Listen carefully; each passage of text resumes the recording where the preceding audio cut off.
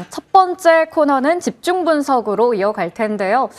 오늘 하루만 놓고 본다면 시장이 좀 좋아 보이겠지만 사실 올 한 해 동안 정말 힘들었습니다. 그런 가운데 그 중심이 됐던 건 바로 킹달러가 아니었을까. 앞서 오프닝 나간 것처럼 킹달러의 말 그대로 우리 증시가 정말 많이 흔들렸었거든요. 내년에는 좀 다른 분위기를 가져갈 수 있을까? 오늘 이분과 이야기 나눠볼게요. 키움증권 한지영 연구위원 자리에 나오셨습니다. 안녕하세요. 네, 안녕하십니까. 네, 굉장히 또 연구위원님께서도 힘든 시간들을 보내셨을 네. 것 같아요. 올 한 해 정말 길고 또 힘든 일도 많았습니다. 올해 아시아 증시에서도 최하위권의 성적을 냈던 게 우리 증시입니다.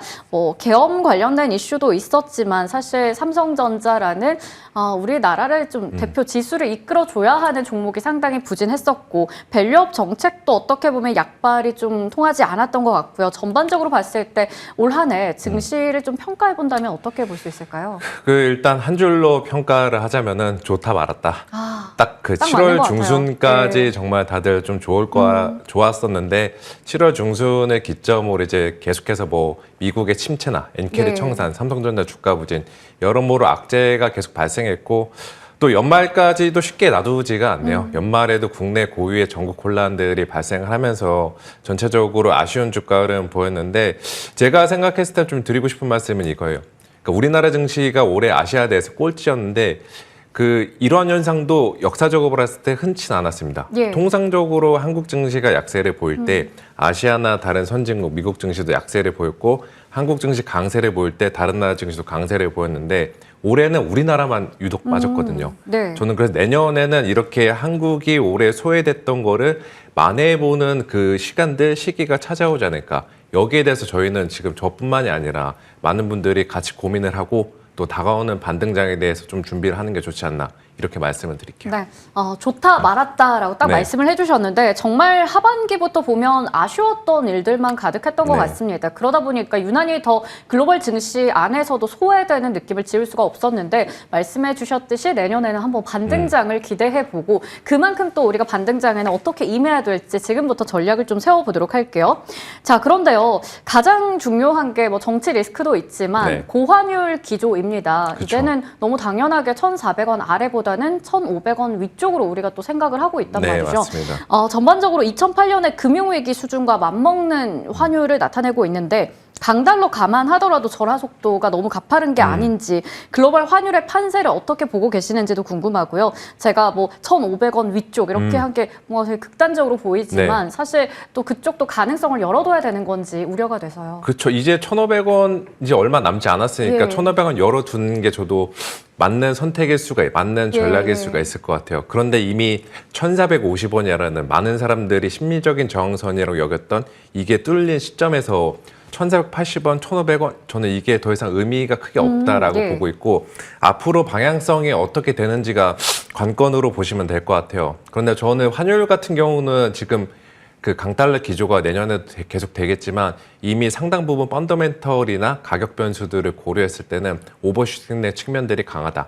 왜냐하면 예전에 금융위기 당시와는 달리 우리나라 CDS 프리미엄이 안정적이고 당시 때는 무역 수지나 경상 수지가 계속해서 적자를 냈었는데 지금은 적자가 아니잖아요. 예. 과거라는 구조적인 차이점이 있다라고 보는 거죠. 그래서 지금의 고환율 여태까지는 시장에서 굉장히 안 좋게 보고 또 주가에도 부정적으로 반영해 왔는데 이제 시점부터는 우리가 계속해서 부정적으로 봐야 되냐. 예. 오히려 이러한 고환율 속에서 새로운 또 기회 요인이나 혹은 저가 매수 요인 이런 것들 찾을 수 있지 않을까.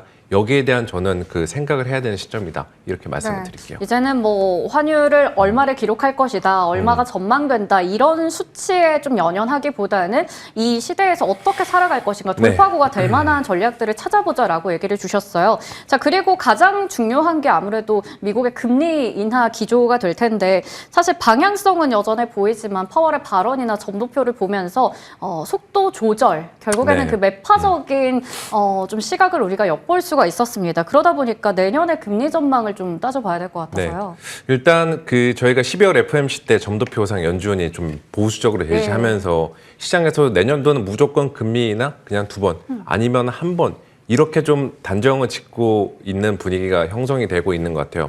그런데 저희가 과거의 경험들을 반추해 보면은 연준의 예측력은 그렇게 높지는 않습니다. 이건 제가 연준을 비판해서 그런 게 아니라 예. 그들은 데이터를 보고 후행적으로 판단을 하다 보니까 예측력이 높지 않다라고 말씀드리는 거고, 점도표 역시 마찬가지로 3월 FOMC에 얼마든지 변할 가능성이 있어요. 지금 그리고 연준이 12월 달에 좀 부정적으로 얘기한 거, 또 시장도 내년도 금리나 뭐 한 번 정도 하지 않을까? 이러한 식으로 되게 보수적으로 보는 것도 12월, 11월 두 달 동안에 발표된 데이터들을 좀 안 좋게 나오다 보니까 이게 그들의 그런 전망들을 강화시켰는데, 1월 달에 발표되는 미국의 고용, 그다음 CPI 이런 이벤트들 저는 생각보다 훌륭하게 나올 것 같지는 않습니다.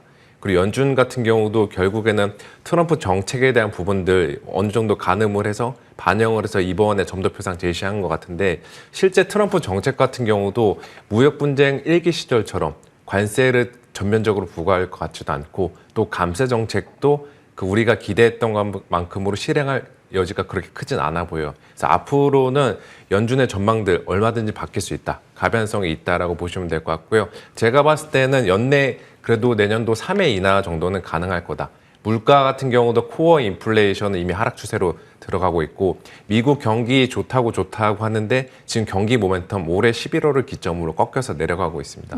내년도에 또 트럼프에 대한 정책에 대한 부분들 네. 내후년에 부정적으로 반영이 될 텐데, 이것까지 전망들이 조기에 유입된다라고 가정을 해봤을 때 연준은 내년도 2번 인하보다는 3번 인하에 저는 가까울 거다. 이렇게 좀 말씀을 네. 드리겠습니다. 충분히 또 상황에 따라서 달라질 수도 있다라는 부분을 함께 얘기 주시면서 내년에 금리 인하 3회까지도 가능할 것으로 보인다. 이렇게 분석해 주셨습니다. 네. 자, 그러면요. 다음으로 지금 걱정이 되는 게 뭐 내수나 수출 이런 쪽이 될 텐데, 그렇죠. 사실 내수 부진은 뭐 계속되고 있는 상황이고 수출 경기 둔화에 대한 좀 본격화 우려도 있습니다. 그러다 보니까 반도체 중심의 기업들 이익 전망에 대한 눈높이 계속 낮아지는 거 아니냐, 좋은 얘기가 안 나오는 것 같아서요, 이쪽은요. 그렇죠. 눈높이는 지금 계속 낮아지고 있는데, 이게 역설적으로는 눈높이가 낮아지니까 예. 앞으로 다가오는 실적 시즌 때 조금만 실적 잘 보여줘도 시장은 덜 나빠지고 괜찮네? 있는구나, 네, 이런 네. 식으로 좀 해석할 수 있지 않을까라고 보고 있고,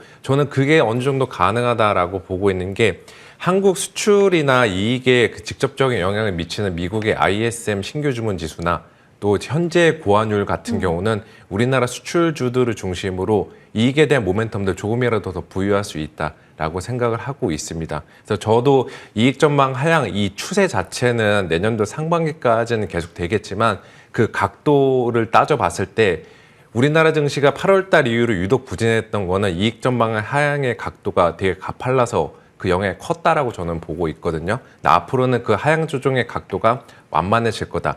이 정도 기대감을 저는 충분히 가져볼 만한 시점이다라고 보고 있고, 그래서 뭐 중간중간에 제가 뭐 몇 차례 말씀을 드릴 수 있는 부분이긴 한데, 지금의 우리나라 증시 지수 레벨은 여기서 비중을 줄이면서 뭐 국장 탈출 전략 내년에도 수행해야 된다, 이런 식의 전략을 무게중심 싣는 거는 지양해야 될 필요가 있다, 이렇게 말씀을 드리겠습니다. 네. 무조건적인 또 매도나 뭐 탈출 이런 것보다는 확실히 여기서 계속해서 기회를 찾아볼 수 있는 섹터나 뭐 전략을 챙겨야 된다. 이 얘기를 좀 앞서부터 강조해주고 계십니다. 자, 그러면요. 저희가 원화 약세에 대해서도 좀 얘기를 해봤는데, 이게 아무래도 중요한 건 수급적인 측면, 그리고 기업의 실적에 악영향을 주기 때문입니다. 먼저 수급부터 살펴봤을 때요. 외국인들의 국내 시장 이탈이 좀 가속화됐잖아요. 그걸 우리가 너무나 여실히 확인할 수가 있는 한 해가 됐는데, 아무래도 외국인들의 이탈이 더 심해질 것인지, 혹은 여기서 더 뺄 게 있을까, 뭐 이런 생각이 들어서 어떻게 저는 보세요? 후자 쪽에 좀 손을 더 들어주고 뺄게 싶어요. 있을까? 예. 왜냐하면은 지난주랑 지지난주 2주 동안에 우리나라 증시 환율이랑 외국인이랑 수급 관계를 보면은 그 2주 전만 하더라도 환율이 올라가는 과정에서 외국인이 거의 2주 정도 코스피를 순매도했었거든요. 예. 그런데 지난주를 놓고 보면은 매수 규모가 많이 줄어들었어요. 지난주에 환율은 지금 고점 뚫으면서 우리나라 뭐 망하는 거 아니냐, 막 1,500원 간다, 이런 식의 불안감이 증폭됐던 시기에도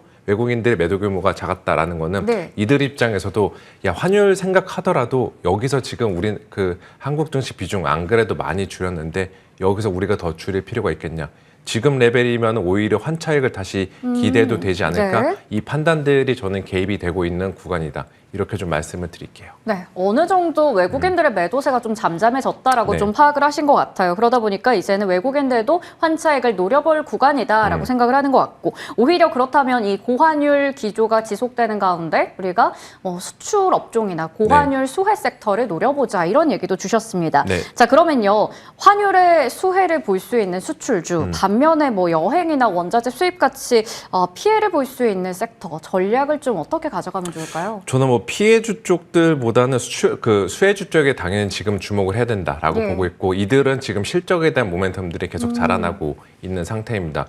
물론 이제 일각에서 이런 지적들도 있어요. 예전에 비해서 우리나라 대기업들이 해외에서 생산해서 매출을 발생하는 구조가 많다 보니까 과연 고환율 수혜를 누릴 수가 있겠냐, 이전보다, 이런 지적들이 있는데, 그 절대적인 비중으로 봤을 때 제조법인들의 해외 법인 매출 비중은 22% 정도로 그렇게 높지는 않아요. 여전히 국내로 송환하는 금액들의 비중이 압도적으로 크다라는 거죠. 또 최근에 환율이 약세를 보이는 과정에서 원화뿐만이 아니라 바트와 그다음에 대만 통화나 일본 엔화, 예. 위안화 전부 다 약세를 보이니까 이게 상대적으로 매력이 없을 수 있다라고 볼 수가 있는데, 11월 달 이후 그리고 12월 달 이후로 계속 놓고 봐도 원화가 거의 최하위로 많이 하락을 했습니다. 이 말은 한국의 원화가 다른 나라 시장에서 수출상으로 가격 경쟁력들을 얼마든지 더 확보할 수 있다라는 거죠. 그래서 저는 수출주들, 요즘 대표적으로 지목을 많이 하는 게 반도체, 기계, 조선, 예. 자동차 이런 것도 있는데, 엔터 같은 경우도 한번 고려해 보시면 재밌지 예. 않을까라고 보고 있습니다. 엔터 같은 경우는 해외에서 지금 달러를 결제하는 비중들이 계속 구독 서비스 예. 비중들이 높아지니까, 그러한 측면에서도 엔터주도 한번 같이 곁들여 보시면은 괜찮지 않나, 이렇게 말씀을 드릴게요. 기존에 우리 잘 알고 있는 반도체, 기계, 조선, 자동차 등등의 수출주뿐만 아니라 엔터 쪽도 함께 거론해 주셨습니다. 그들에 대한 전략들을 좀 우리 챙겨가자 얘기를 주셨고요. 자, 그리고 내년에 여러 가지 중요한 이벤트 많겠지만 1월 20일이면 드디어 트럼프 정부가 이제 출범을 합니다. 네. 고관세나 IRA 법안 관련해서 좀 불안한 부분들 여러 가지 걱정되는 게 있긴 한데, 그래도 우리가 트럼프 트레이드 기대할 수 있을 것 같거든요. 네. 그 안에서 기회를 찾는다면 트럼프 2.0을 맞아서 어떤 전략을 세워볼까요? 기회를 찾는다라면 트럼프 트레이드로 피해를 받았던 섹터들은 오히려 지금 더 기회가 생길 거다라고 보고 예. 있죠. 왜냐하면은 지금 트럼프 취임 이후에는 시장에서는 지금도 조금씩 나타나고 있긴 한데, 과연 트럼프가 공약으로 제시했던 게 정말 현실성이 있을까? 이거를 네. 단순히 기대감보다는 신중하게 계산을 해보고 유불리를 따져보는 구간에 돌입할 것 같아요. 그러면 트럼프 트레이드는 이제 약화가 될 수 있을 거고, 반대로 트럼프 트레이드가 약화가 됐다라면은 업종 단에서는 우리나라 반도체, 자동차, 국가 단에서는 한국이나 중국, 이런 트럼프 트레이드 피해 국가들, 이런 국가들한테는 오히려 더 가격에 대한 되돌림들이 발생할 수 있을 거다, 이렇게 말씀을 드리겠습니다. 네, 그런 거 기반으로 해서 우리가 좀 반등장도 생각해 볼 수 네, 있지 맞습니다. 않을까라는 생각이 듭니다. 자, 그러면요, 1월 초중반에 있을 CES, JP모건 헬스케어 컨퍼런스, 이러한 이벤트도 있는데 어떻게 활용해 볼 수 있을지, 오히려 좀 불안한 시장이다 보니까 이거 세론으로 작용할지도 고민돼서요. 네, 세론으로 작용하려면 이미 한 달이나 2, 3주 전부터 예. 주가들이 올랐어야 되는데, 지금 바이오주들은 헬스케어 컨퍼런스보다는 국내 이슈랑 예. 또 미국 금리 급등 이슈, 이거를 소화하느라 주가가 부진했었거든요. 예. 저는 2주 뒤에 진행이 될 예정이긴 하지만 1월 달부터는 1월 초 둘째 주까지는 이 헬스케어 컨퍼런스, 여기에 대한 기대감들 다시 시장에 유입이 되면서 주가 자체에도 모멘텀을 받지 않을까, 바이오주들. 그래서 저는 1월 달에 바이오주는 거의 주력 업종 중 하나로 좀 보고 가고 있습니다. 네, 제약바이오 오늘도 좀 주인공의 면모를 보여주는데 1월에도 주도주 역할을 할 수 있다라는 이야기를 주셨습니다.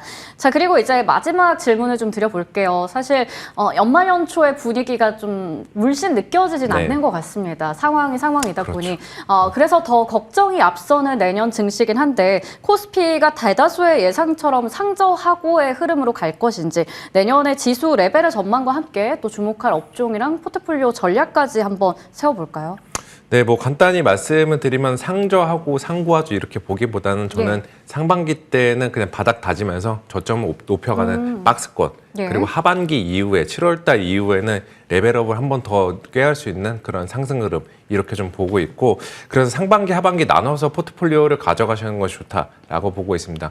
상반기 때는 저는 바이오 그리고 인터넷 같이 성장주들 금리 상승에 피해를 봤던 이 주들도 여전히 유망하다라고 보고 있고 아까 이야기했던 기계나 조선과 같이 수출 모멘텀들이 있는 업종들 이쪽을 저는 유망하다 이렇게 좀 말씀을 드릴게요. 그리고 반대로 이제 하반기로 갈수록 여전히 저는 수출주도 좋다라고 보고 있고 수출주의 주로 바뀌는 시점은 바뀌는 업종은 저는 반도체가 될 거다 이렇게 좀 이야기를 드리겠습니다. 그리고 하반기 상반기 그 구별 없이 방산 쪽 같은 경우는 연중으로 계속 좀 들고 가도 좋은 테마가 될 거다 이렇게 말씀을 드리겠습니다. 네.